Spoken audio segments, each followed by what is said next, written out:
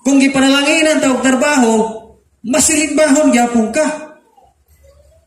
Kaya ang kusog nga imong gigamit sa trabaho, iya na sa Ginoo. Amen?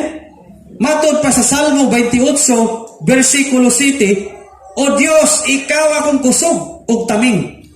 Imo kong gitabangan, busa daygon ti ka ug mag-awit ko nimo. Kanang tanang kusog nimo igsoon, nga imong gigamit sa tibok semana, iya na sa Ginoo. Ubitaw ning kaning masilimbahon mo ano'y abti. Wala nung kay balatian. Pero kaninong dili tigatuwag simbahan mo ni sige galuya. Sige yung tagkatulog, sige yung tagpahuway, pero sige kasakit.